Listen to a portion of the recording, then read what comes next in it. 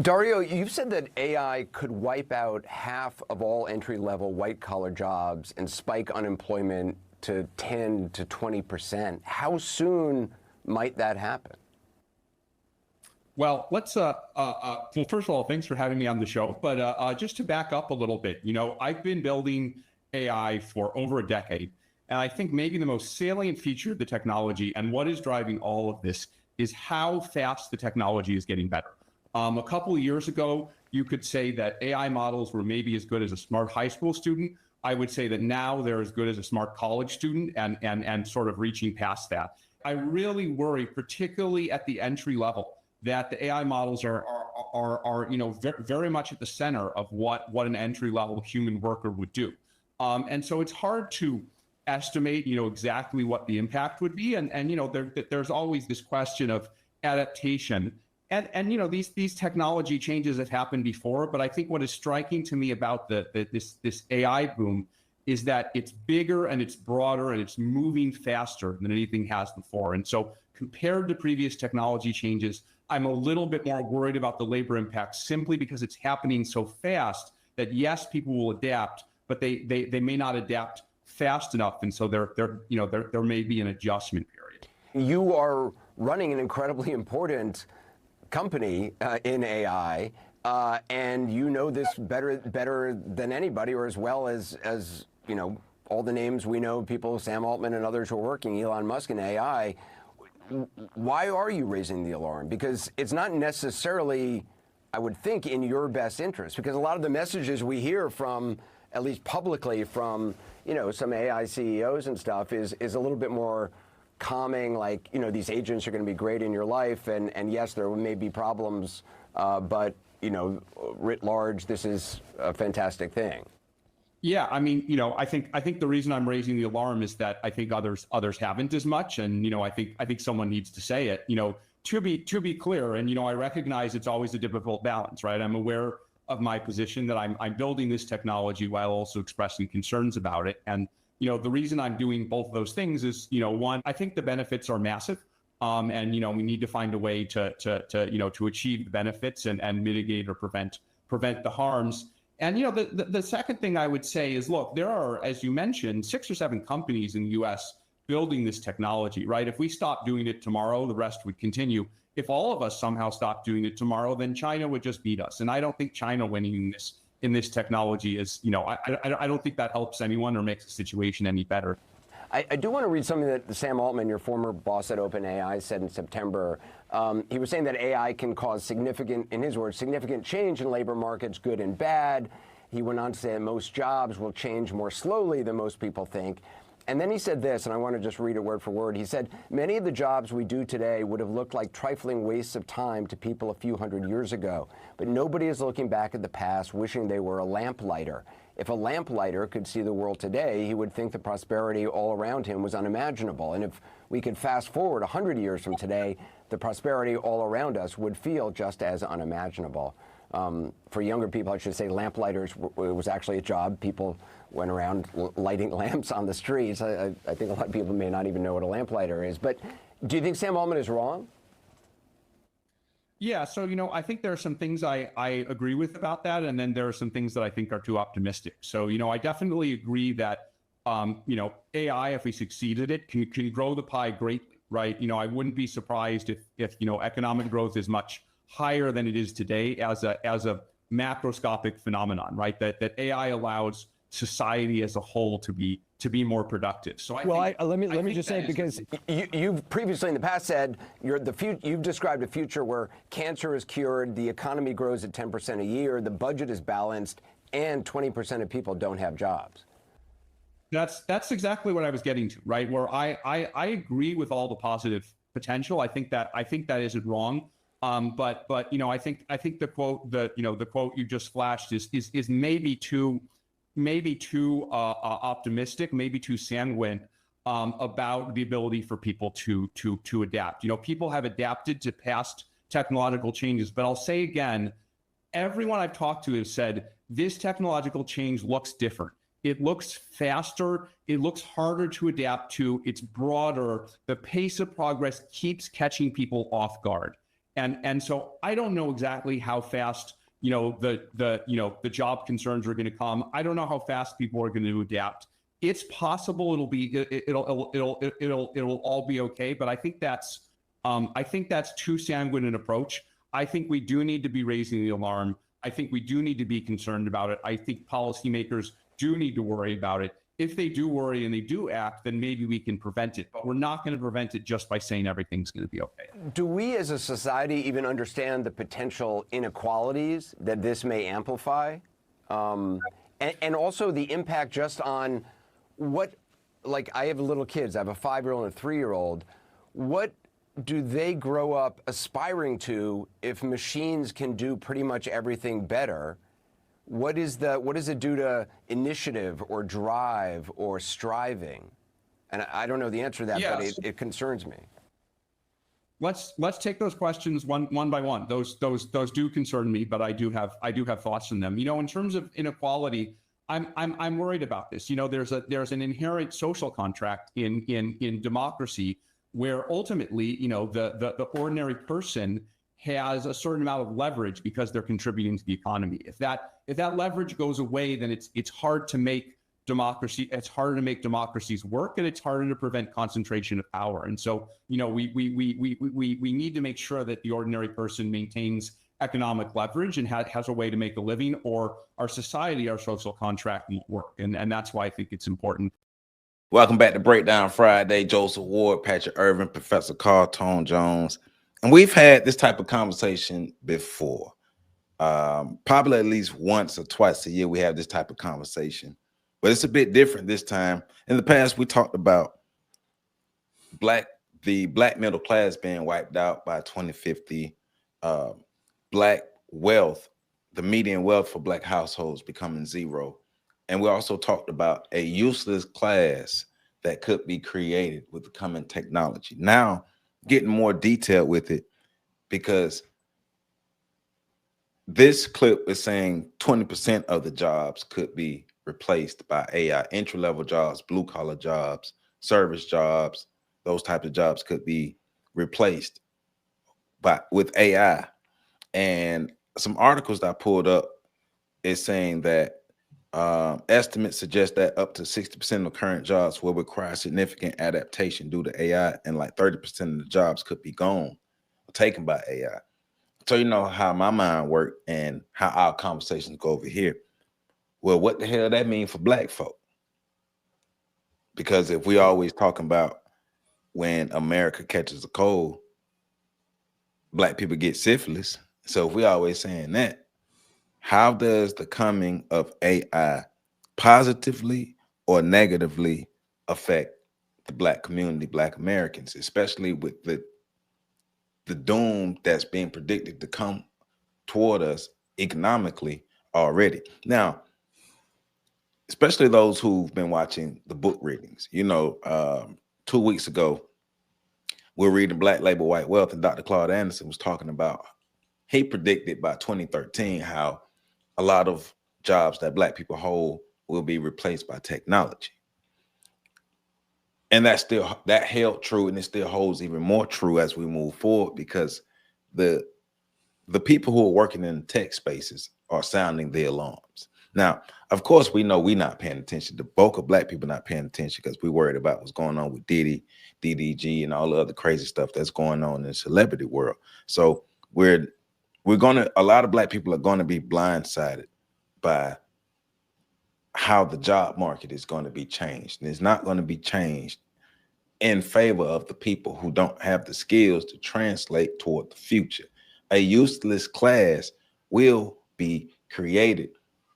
And the question is, will you or will we be a part of this useless class? And that's what we're going to dive into today. But before we dive deep on into that, remember to like, comment, subscribe, and share. Hit that like button. If you don't, see them fingers. If you don't, you already know what it is. Joe Biden told me to tell you that you don't like black people and you support black people losing their jobs. So make sure you hit that like button. And you can hit the super like button as well. I didn't know it was inactive, but it's back activated. So you can do that as well. So Pat, I'm gonna start with you because you the tech now. You are a tech guru. Out of the three of us, you the tech guru. I know you already on this. I know you already know about this. I know you've been reading on this, man. So let's dig into it, man. Like, first, let's just talk about overall. Like, what do you think about the coming of AI and the restructuring of the job market? And let's talk about the overall, but then talk about how do you think that restructuring of the job market would negatively or could negatively impact the jobs that Black people hold in America? Well, I think because Black people are always behind the curve, chasing the curve. In this situation, when we're looking at AI, there is no after the curve. If we look at it in terms of spatial anomalies, you know, everything not in front of the supernova is wiped out by it. Right. And so I look at AI in kind of the same vein. It's funny, PC and I was talking about this earlier, because it's not just the development of AI as a software, but it's also the development of quantum computing as a processing component, meaning as in terms of quantum computers, physically, the structure of them. And they're evolving. Right. And so these are, in terms of quantum computing, yes, there are degrees and stuff that you could go into to get into that field. But in terms of AI, a lot of the advancements and a lot of the people at that are really putting things together and figuring things out, in my opinion, are not going to be people that graduated with a degree in AI programming. Because those programs don't really exist yet. And so we're focused a lot on the computer science sectors and the technology sectors, but the way that we're integrating into these sectors is not in a way that puts us at the forefront of this particular movement. And in a lot of regards, computer science as a degree is being basically overloaded with the amount of people graduating with a computer science degree. So for Black people, I think what this means is there's already a lag. And we got to remember, like employment numbers and all of these other things, these are lagging indicators. They give us a picture of essentially of the past. Right. So by the time we start seeing it in the numbers, it's already far worse in the present. By the time we start seeing the fact that Black people are being left behind by the technological development of the American society, it's going to be too late. Yeah. And we're, in my opinion, we're already there. There aren't enough Black people engaged in understanding AI. And a lot of it too is because the market is already outpriced Black people. In order to get a, like for instance, the computer that I built to help me do the AI stuff that I do, right? The graphics card alone 3 years ago was $2,400. That's expensive as hell. Yeah. How many Black people even have that to spend on a singular computer part? And then how many of them that have it are willing to actually spend it on a singular computer part? And I say that not as a way of bragging, but as a way of saying, like, it's the shit in terms of getting, it's like when marijuana went legal and everybody was like, Black people are going to jump on. And then you started figuring out the cost component of legal marijuana and all of the other components. Also, we learned, like we talked about last week, we learned that that owning your own thing doesn't mean you have independence or control. Right. And so even with that, because a lot of the times we're thinking about a lot of the young Black people that I encourage to get into AI are now getting into AI by way of trying to utilize scripts with ChatGPT. And one, that is leasing an AI product. That is not owning or developing an AI, because you have no access or ChatGPT and some components of it are open source, but you really don't have a look at the logic model. You can't alter the logic model. And in order to do that, you would have to download some variation of Chat GPT onto your computer and begin to play around with it that way. And again, like I said earlier, how many people have the finances to be able to put together a computer powerful enough to create their own localized AI model? So there are a bunch of barriers to entry. And then if you can't get in, look, Bill Gates is at the forefront of computers because he had access to computers before everybody else. His dad worked, I believe it was at MIT or at some university where Bill Gates had access to computers as a 7th or 8th, as a middle schooler. And he was able to go in the lab with his dad and program computers at 7, 8 years. That gave him a competitive advantage. The people that are doing that with AI now, they started doing that 10, 15 years ago. Like maybe even 20 years ago, they started doing that. So as far as Black people are concerned, what we can do, what we need to try to do is try to, like, okay, if we're going to say that AI ship is sell, one, we need to be getting our kids. It turns into a whole thing. I'm not going to, because I know we got more show to go, but I think one of the things we really need to do is we really need to stop assuming that our kids are computer literate because they grew up around computers. Yes. No, they know how to use devices. That doesn't mean they're computer literate. Yes. Our kids, speaking specifically to millennials, your children are less computer literate than you are. They know less about technology than you do. And for the tech savvy Gen Xers, they know less about computers than them too. They might know how to work the latest app on their smartphone, but if you really sit them in front of a computer, they don't know what they're doing. And that is problematic when you start looking at things like AI and quantum computer and the technological development of a society. Yeah. Yes. Yes. All right. PC. So you are an educator. You work in education. You know, background in therapy, mental health. You work with people of all ages. You work with people of different backgrounds, you know, so you have the experience of dealing with people on a real human level.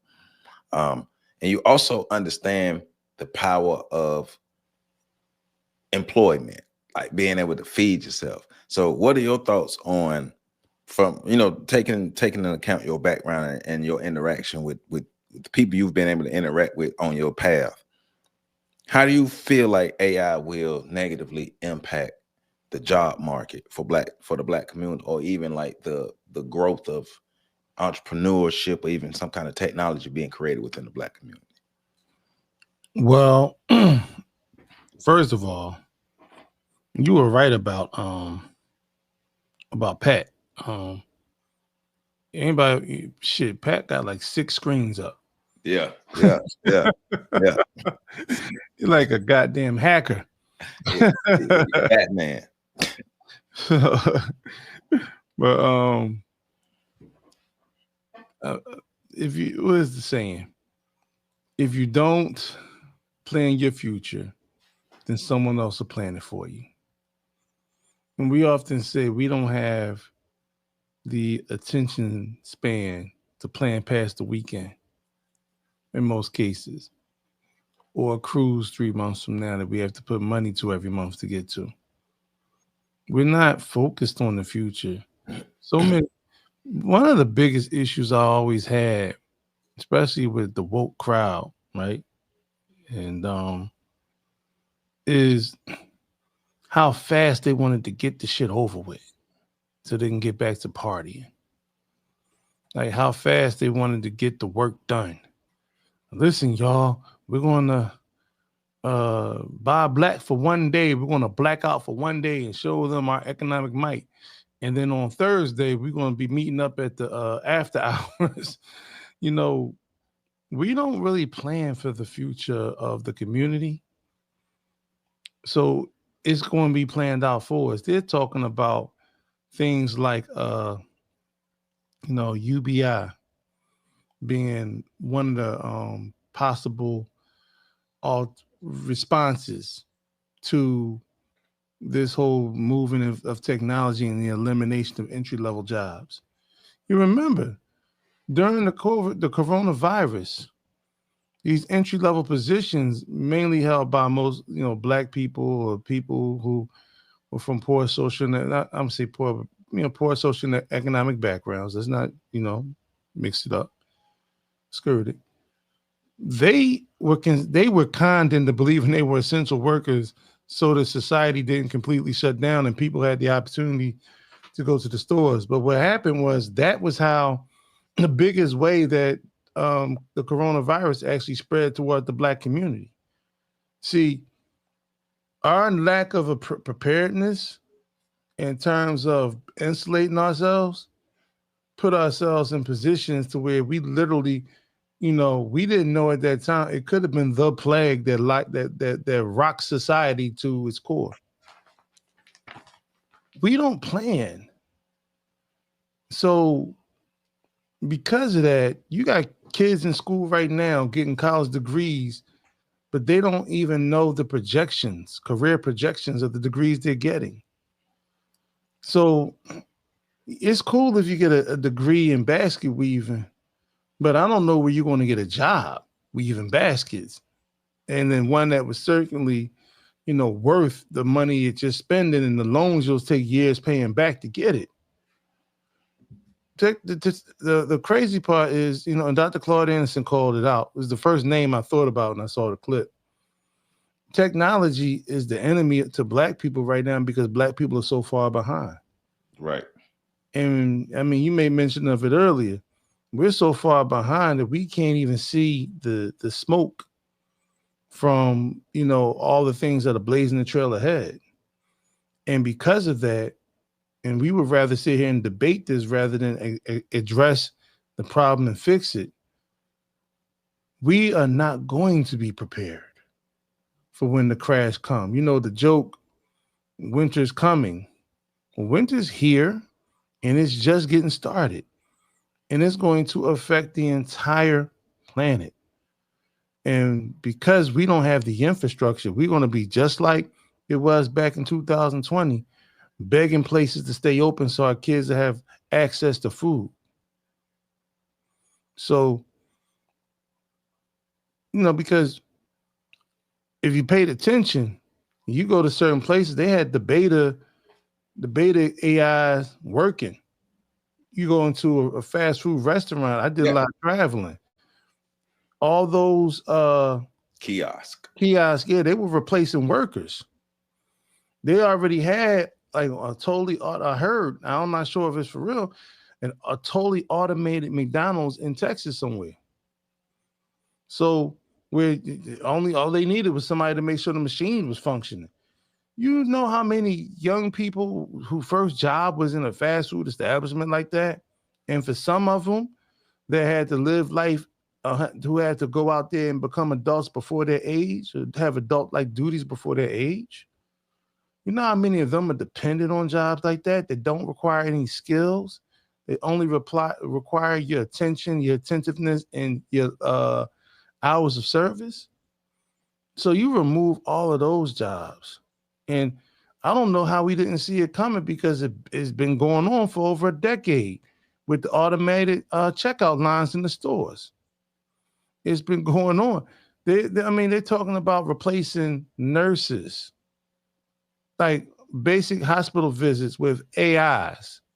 You do a virtual AI visit. Yeah, telehealth. Yeah. And so all the things that we're talking about is going to be gone. So when we were talking about that they're wiping out jobs, and that when they wipe out these jobs, it's not just because there's a dip in the market. They're wiping out these jobs because these jobs are obsolete. That was one of the things we were talking about earlier.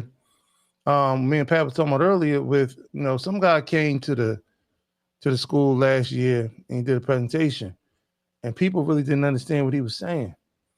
But he said, if you understand what's going on in technology, then 80, he had a specific day, like 87 days from now, everything that's current and trending in technology, 87 days from now, it'll be obsolete. Now, obsolete is a big stretch, but what he's saying is the technology is moving so fast that every 87 days, there's an advancement of it. So if we're not even interested, and we can barely get our kids to go to school, or make school a habitable environment, or educate our children at home, what prospects do we have out here that are going to create a future for not just the children, but for the people who have to build the foundation for the children? And with that, I'll land my plane. Man, I saw a video earlier today. I was listening to tech folk talk about AI. And one of the gentlemen was talking about like the advancement and how it can improve itself. And then, you was talking about every 87 days. Well, on the one I was talking about was like every 7 days. It's getting up to the point where it can do it. It's getting close to where it can do it every 7 days. Well, hold on. I said that was a year ago. Me and Pat was also talking about the acceleration part. Right. But that's what I'm saying. That's the continuation of it, right? So now, if it's true what he's saying, it's getting up to every 7 days. And then in the clip that we showed, like PC is saying, AI is proving fast. And they're saying it's right now, AI is as smart as a college student. Right. So what percentage of Black people go to college? Because I'm looking at, I just Googled it. It's a 2022 stat that's saying about 39% of Black adults ages 25 and older had attained a associate's degree or higher. So I'm sure it's probably fallen a bit since 2022, right? But let's just stick with that number. 39% of Black Americans are going to college. 39% of the 13% is going to college. And so that means the majority of Black people don't have the academic foundation to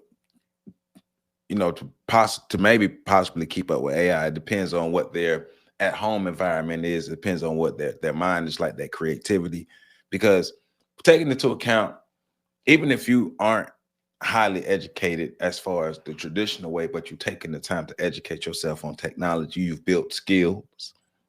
Because as Pat was saying earlier, you get a degree in social work, but you don't have any skills versus the person who doesn't have a degree but has actual skills and skills that are transferable to the technological future. That person will be in a better place. Now, the point I'm making is we're falling behind educationally already, right? They're already complaining about Black kids can't read, Black kids aren't doing good in school, Black kids are failing academically, the education system is failing Black kids, the parents are failing Black kids, the teachers are failing them, the community is failing them. So our kids are already at an academic disadvantage, at an economic disadvantage, at a resource disadvantage, at this rapidly changing future. And jobs are going to change, like you're saying. If what I was looking at, it was talking about the types of jobs. So what it says: office support, production work, food service, mechanical installation and repair. Those are some jobs that they identify. And this is the McKinsey Institute. The article is the impact of generative AI on Black communities. Because we're just talking about regular AI. I think, Pat, was you alluding to generative AI? I was alluding to generative AI. I was alluding to quantum computer. I was alluding to regular AI. Because one of the things, not to get too far in it, I'm going to shut up so you can keep going. But even to what you and PC were saying, PC's guy was talking about technological advancements, which is considered distinctly different from the efficiency of the AI logic models, which is what it sounds like you were listening to.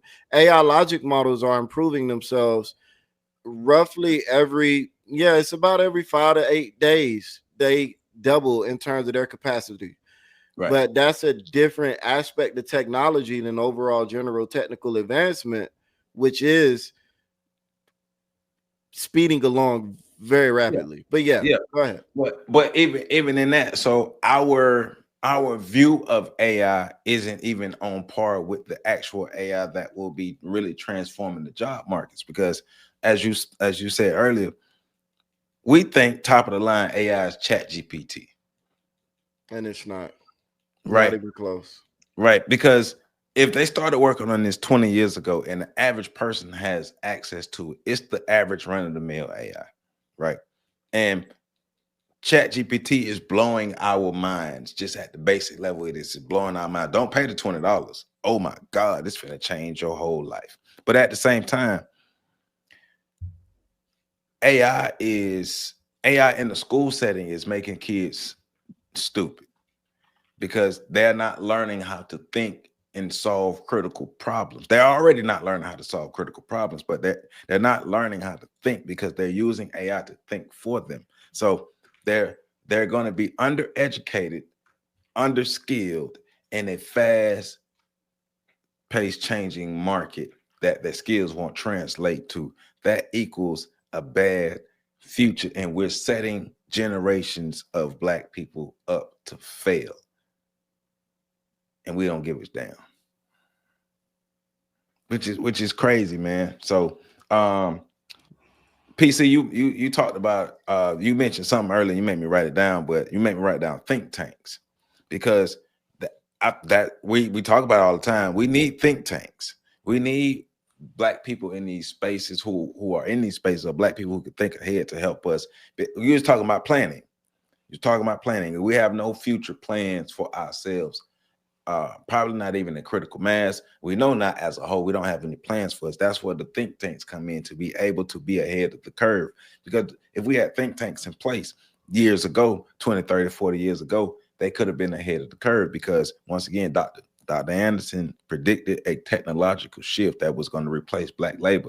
It happened, and it's still happening, and it's getting better, right? So that means people who have time to think can actually use the data to see what's going to happen in the future, or even predict what can happen in the future. So that's why the think tanks will be able to come in to be able to help us solve some of these problems. But we don't have these things in place, and we are totally disadvantaged. Talking about being a competitive group, we're not a competitive group because we're behind the 8 ball, and AI just making it worse. Because one of the articles I was looking at was talking about AI could also help widen the wealth gap that all y'all want to close.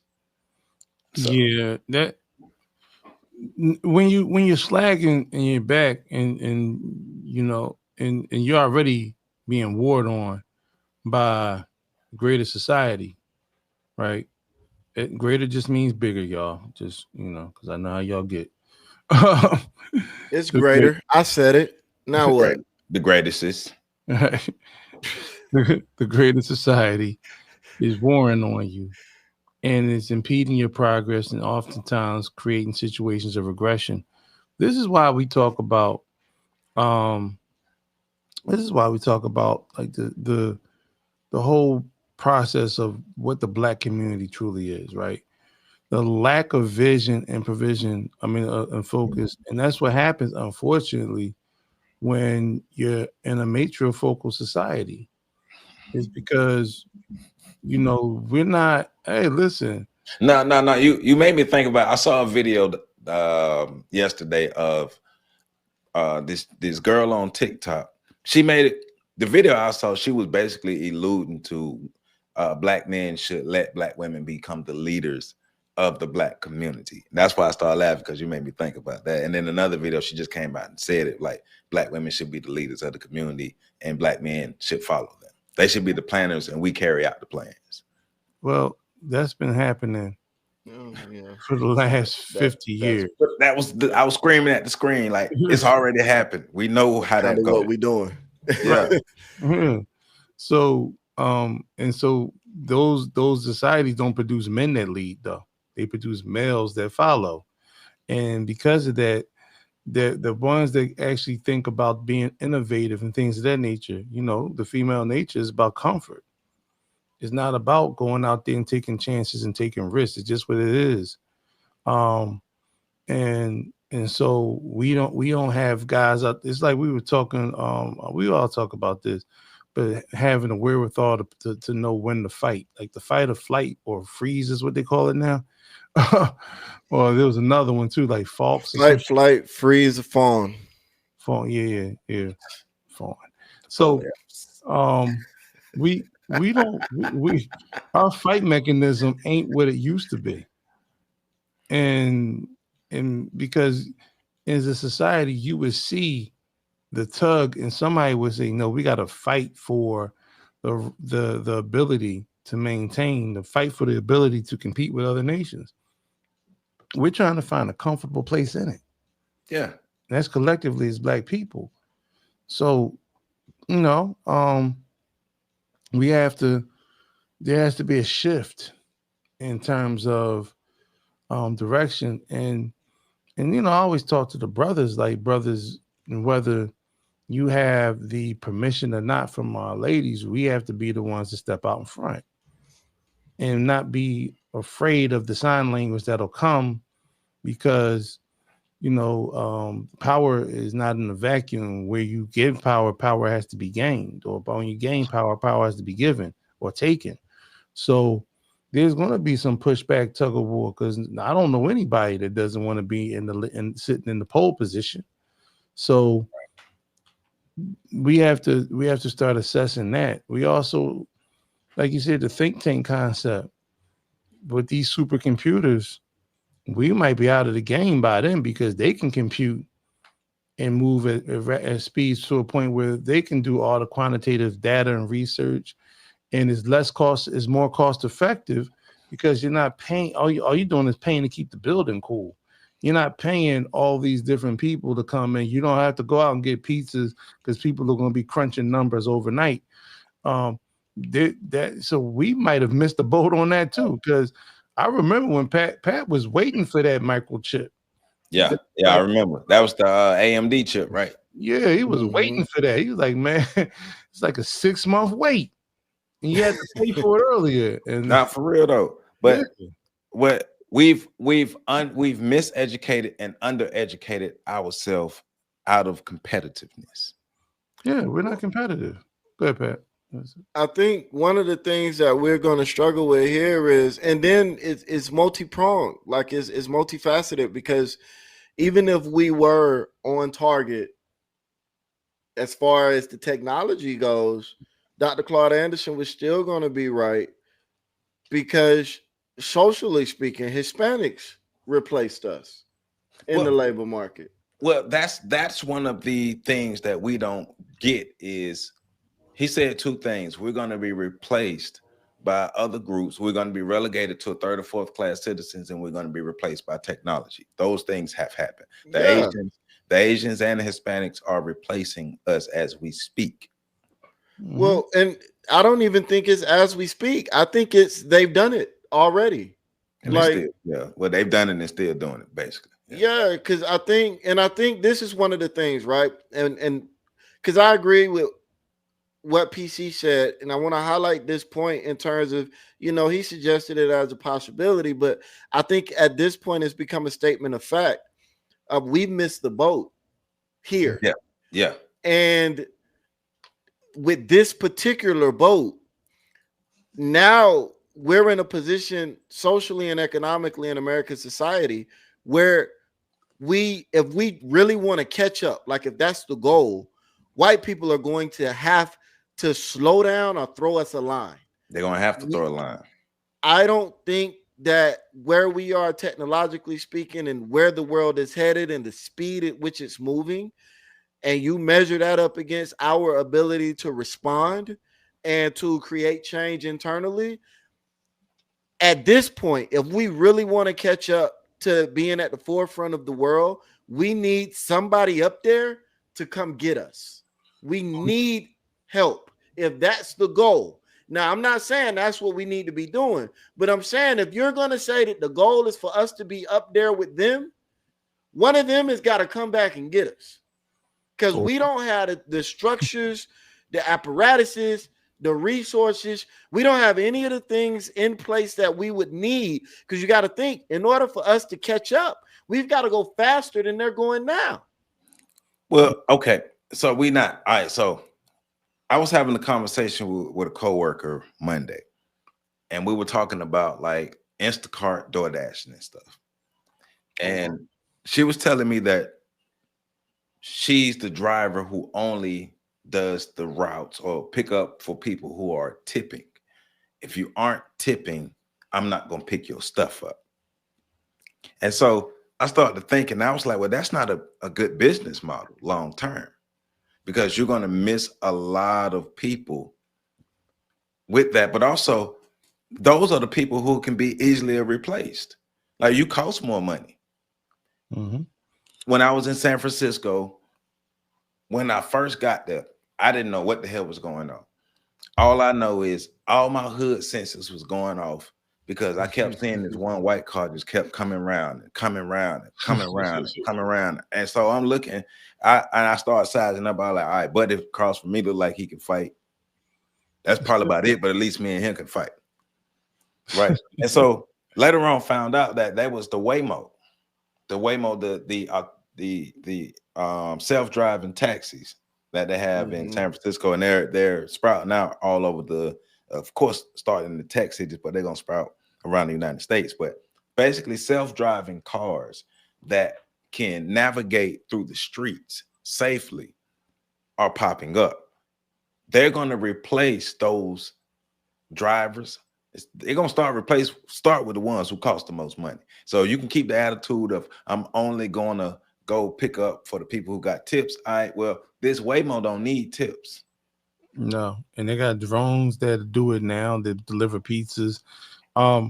They one of the things that and shout out to Sophia Stewart, Yeah, who wrote, The Third Eye, which was the foundational plots for both the Terminator and the Matrix series.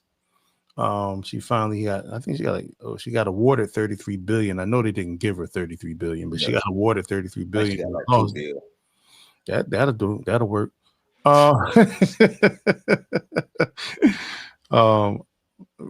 And it's funny. I remember talking to her one time because Black and Nobel and Hakeem Hopkins, the owner of Black and Nobel, asked me to answer the phone. Like, she called. Y'all notice PC always have light flexes on us. But I wish I would. Yeah. That's what happened when you were outside. I'm just saying. I be outside. I do be outside. So, but it was interesting because we're setting up a book signing. Book signing event at the bookstore. But I brought a name up because this predictive programming has always been the way that messages are spread to the masses to let them know, to ease us into the next shift in society. And predictive programming is when the media starts telling you things about the future. So so many people saw it and they say, oh shit, we might have an asteroid or a comet hit the planet. We might be visiting aliens. No. The whole thing with the AI, in which we ought to be happy right now, because they've actually slowed down production, because in many cases they don't want the AI to get under control. So they got to make sure that they can contain it before it takes the next step.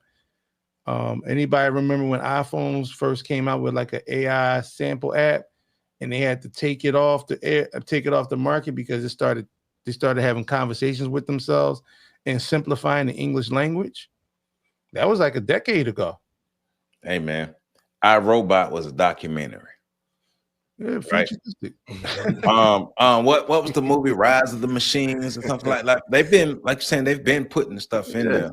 But going back to what Pat said earlier, they've been using this stuff and experimenting with this stuff 20, 30, 40 years ago to get it to where it is now. When we get it, y'all got to always remember, when we get it, we always 20, 30 years behind. Longer than that, Joe.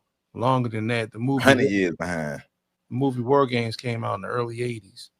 But now they're going to, because we've seen technology that can replace soldiers. They're going to have a whole robot army. They have the robot AI dogs, the police dogs. They even finna be replacing the dogs. You in your service jobs or all the jobs that are in the sectors that can be easily replaced. You have to build your skills up. Matter of fact, scratch that. Don't matter what sector you in. If you ain't building your skills up, you cheating yourself and your family. See, and there's ways. So we would need spooks who sat by the door in order to siphon it back to us in terms of pulling us up the bar. But also, when you talked about the robotic dog, that's how they actually got the brother that was down in in Dallas. Yeah. You know, when he was using his military skills, and you know, he had, you know, and he took a few cops out. They actually got him by moving one of those machines next to him and detonating a bomb. Now imagine if all police calls now, somebody show up here, it's damn iRobot showing up at your or RoboCop showing up at your house with three directives. You know, like it or not, you're coming with me. It ain't gonna be no negotiating. Now it's funny you say that, because one of the videos I was watching was talking about how some of the AI technology as it is, if you give it a mission, it's going to work to carry out that mission no matter what. And so if all it takes is somebody nefarious to give it a evil programming, and it's running rogue out here. Judge Dredd. Shit. Here we go, another movie. All these futuristic plots. The Demolition Man was my favorite, one of my favorite movies. I love Demolition Man. Yeah, you know, Wesley Snipes and Sylvester Stallone, because they showed the futuristic. I'm still trying to figure out what those 3 seashells were for, but absolutely, you know what I'm saying. But the you know, when we start talking about things of that nature, and black folk, we really need you to understand this. We're not doing this for blaming. We're not pointing the finger at nobody and saying it's your fault, because we get overly defensive when we start having these conversations, and we never get to a point we can even consider a possible resolution. What we're saying is we're identifying the problem. Actually, that's what think tanks do. We're identifying the problem. And by identifying the problem, then we can then properly assess how we got here, how to fix it, and what we need to do to move forward. So when I say it's a matriarchal society, I'm not saying it like I'm pointing the finger at black women. No, that was carefully crafted and created and instigated by this so-called great nation of ours, an institution of ours, institution of white supremacy. That was carefully created, all parts of it, and manicured. And there's been people who were manipulated. Then we also had some people who willfully went forward with it. But the bottom line is we're here now, and we need to come out of this. And I don't give a damn about bruised egos or hurt feelings. I'd rather be the one to hurt your feelings in order to get us to the point where we can move forward with properly addressing the thing. I don't want you to be happy in the sinking ship. I mean, we done already hit the iceberg. We need to figure out, you know, we're not going to be the band that keeps playing till you know the ship goes down. I'm not. So we got to figure out. I mean, we got to take this seriously. And just one more thing, real quick thing, Joe. This economy ain't waiting for us. It's not. You know, the unemployment rates for both black men and black women are astronomical at this time. Didn't they just shut down a whole bunch of job corps? Yes, I'm just hearing about shut down that. all the job corps across the country. That's a leg up that black people. Well, of course, you know, not all of them, but most. They shut down all the contractor ones. The ones that were run by the government are still open. Okay, but I know I saw a lot of articles and videos of people saying that they were pretty much thrown out on the street. I know they're interviewing this one black girl, but it is going to significantly impact black people, because black people who need to use Job Corps, they use it. Yeah, it served as a it served. Well, I'm gonna let Pat speak on it because no. I didn't have. I just wanted to, because they shut. There's only 24 of them left open out of the hundreds that they had. So it was essentially all of them, but they terminated all of the contracts, all of the contractors that were, because most of that was contractors, and that is a whole show in and of itself about what happened with Job Corps. Well, remember when back election time, when we were talking about both the Democrats and the Republicans, we went through the agenda 47, Project 2025, but we also talked about the ideologies of the Republicans, and the Republicans, they believe in small government and self-sufficiency. that's what they're pushed. That's what the landscape that they're creating: small government and self-sufficiency. But the problem with us is that hurts us because we lean on the government to sustain us. And that's a big problem. And that goes back to being comfortable. So feeling like I've made it because I have a high paying government job, or feeling like I've made it because we've been contracted to do this, that, and the other, instead of actually being the ones that are self-insulated. And our culture is not about building. Our culture is about trying to survive within a system with a labyrinth, a maze that keeps changing. And you know, it's funny, like we talked about this, like the game of life, right? And you know, it was easier to make the equation, you know, make it about sports or video games because that's more palatable for people to understand. But if you master a video game, no matter what the video game is, you're the best person at that video game. You know, you master the street game. You're the biggest and baddest that ever did it, right? It doesn't matter because the game changers are the ones who make the rules of the games, the one who orchestrate the game. They're the ones who are the real masters because they can change the rules up at any time. They can change the dynamics up at any time. And so just like right now, the game is shifting.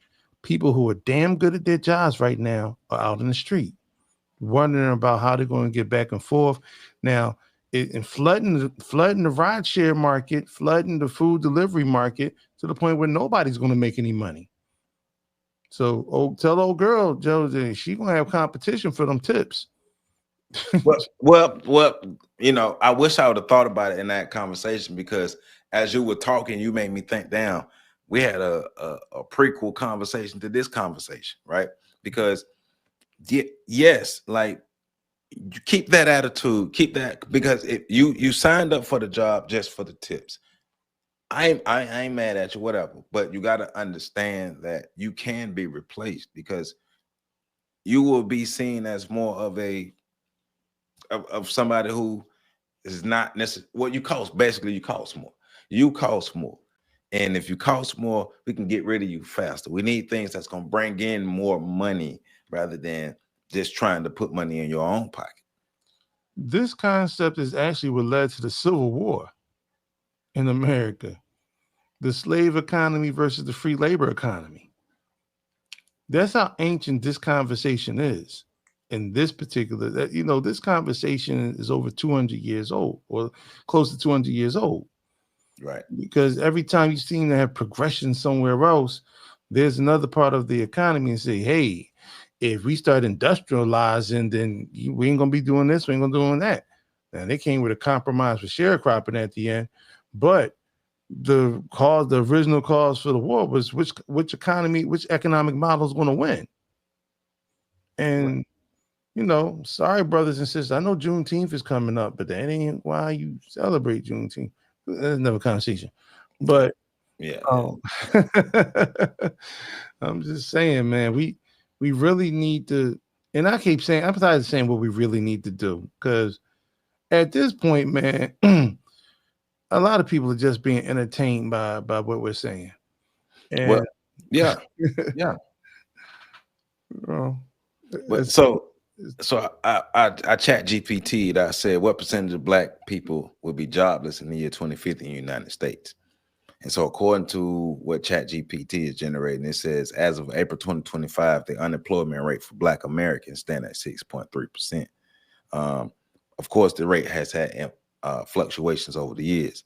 It's saying, according to the Bureau of Labor Statistics, it's saying by the year 2050, the percentage of black Americans who are in the labor force could decrease from 64.2% to so it was 64.2% in 2005, and they're saying in 2025 and 2050, excuse me, it could be 51.9%. So a little over half of the black Americans will be unemployed. That's a large percentage of people to be unemployed, right? And then factors influencing future unemployment, what we've been talking about: automation and technological advances, educational attainment or lack of educational attainment, and economic trends that will change due to technology. And all those terms, all those numbers are because they had to change the definition of what unemployment was. Because there was a time when they would say anybody that doesn't have a job and is of age is unemployed. Now you have to change the definition because the numbers got so bad during I believe it might have been around 2007 or whatever. Could have been before that. But when the stock market crashed again. So somewhere between 2000 and 2007, they changed the definition. So now is if you're actively looking for employment, then you factor into those numbers. If you've given up looking for employment, that's basically anybody that hasn't filled out a job application in the last 6 months. You're not even included on those numbers. So that's not even computing the fact that people who have just given up on trying to find a job are not included in those numbers. Those books are cooked. And so are we. Right. And I think one of the things that we got to keep in mind too is not only the employment numbers, but I just forgot what I was gonna say, so never mind. Well, I mean, to tackle I mean, economic numbers as well. But the underemployment. Yeah. About you, I mean, just because you got a job doesn't mean your job is going to pay the bills. Right. 2007, when the market crashed and people were getting kicked off Wall Street, they replaced people at places like Walmart and wherever else, and Burger King. They became managers, but they had to work over 20 more hours a week. So they're averaging about 60 hours a week, and they were making less money than they were making before. So they were employed, but they were underemployed based on what they previously did. And they pushed younger people out of those positions that normally would have been eligible to apply for those jobs. So you know what that affects when you're filling out those job applications and they're asking you about your experience, your job experience, and you have none because the job that you could have had doesn't exist anymore because technology has replaced that job. And when you were young, your parents in the community, the teachers, the supposed Black America didn't have the vision, the wherewithal, resources to prepare for a future that could leave you obsolete. A useless class is coming.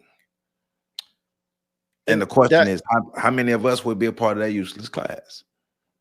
And I think that's another conversation that we have, because at the point that our technology is developing, we're also needing to have these conversations about a basic allowance, a UBI, a universal basic income, because there isn't going to be enough work and enough other things to go around for the amount of people. So there you either develop some sort of UBI program or you create a situation where the population drastically drops, or you create a situation where you have a bunch of people doing a bunch of low wage work.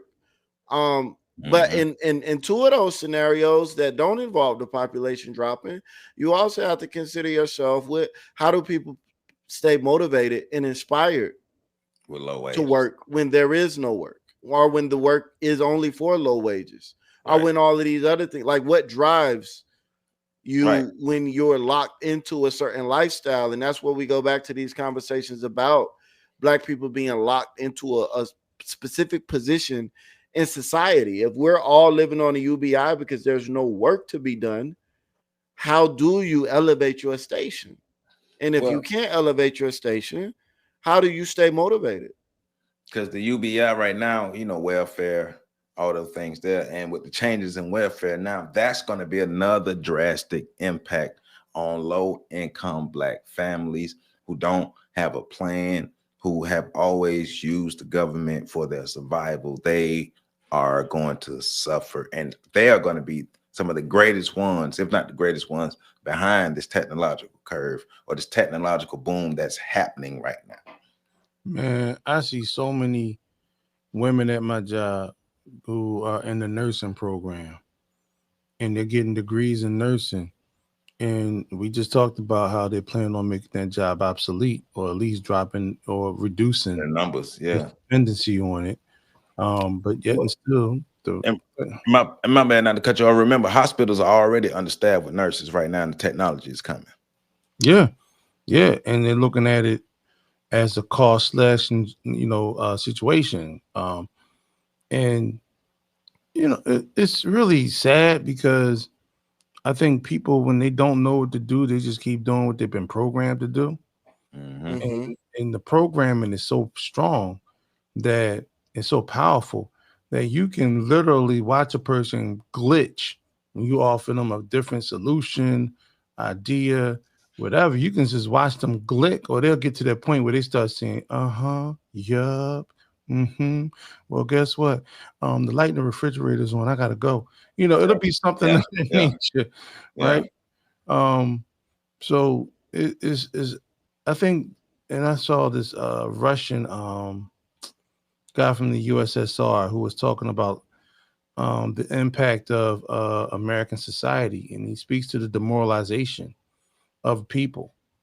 And when you become demoralized, you become less ambitious, you become less likely to want to change. And what we see right now, I've never in my life seen so many people just rolling blunts and smoking weed. And while you can do what you want with your recreational time, I've never just seen like that being the pastime. Now we grew up with some weed smoking people, but it was different.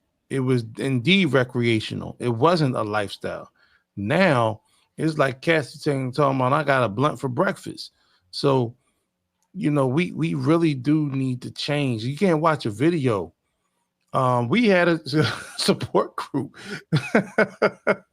Brother was on there. Shout out to my brother with a blunt. There's a couple of them was on there with the blunts. In the support group. Yes. I love those brothers, man. They're real sincere. They solid. They come every week, and they really positive contributions to society in every fashion. But that happens. That happens, and but we also. Oh, by the way, Joe, you're famous. I just wanted you to know that. I keep bumping into people who say they recognize me for being on your show. So thank you, brother. Raise the roof. Shout out to all y'all. That's right. Let's get them up to 100. Let's get them up to 100. Well, you know what though, PC? That's more proof that you be outside. Outside. That's And guess what? It's gonna be a lot more black people living outside because of bad planning, bad choices, and us not getting our stuff together. See, it's always consequences to your actions, whether the consequences are good or bad. It's gonna be consequences to your actions. And see, we on that bullshit, and we're gonna get these consequences that's not gonna be nice, because it's gonna be damn near half the Black American population will be suffering. Winter is coming. That's all I'm saying.